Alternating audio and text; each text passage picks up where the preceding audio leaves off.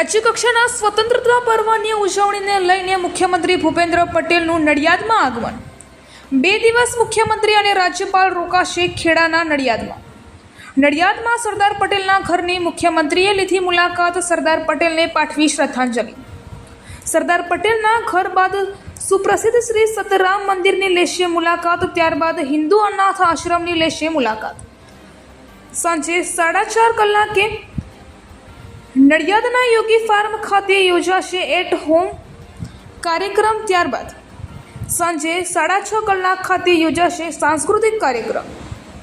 મુખ્યમંત્રી શ્રી ભૂપેન્દ્ર પટેલે નડિયાદના હિન્દુ અનાથ આશ્રમની લીધી મુલાકાત। પૂર્વ કેન્દ્રીય મંત્રી દિનશા પટેલ સાથે નડિયાદના હિન્દુ અનાથ આશ્રમની કરી મુલાકાત। હિન્દુ અનાથ આશ્રમમાં આવેલી મ્યુઝિયમની લીધી મુલાકાત। મુખ્યમંત્રી શ્રી ભૂપેન્દ્ર પટેલે સરદાર પટેલ અને ગાંધીજીના ખેડા સત્યાગ્રહના દિવસોને કર્યા યાદ।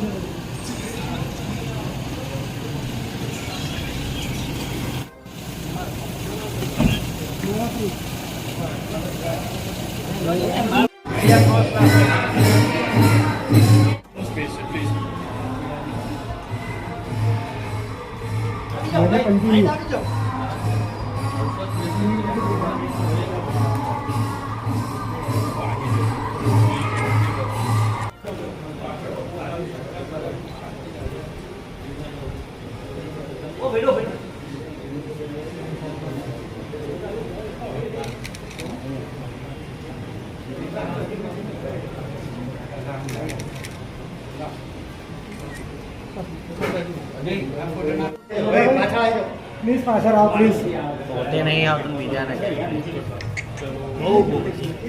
ચલો પ્લીઝ ઠીક છે ત્યાર ખરેખર ના વસ્તુ યાર ખતમ છે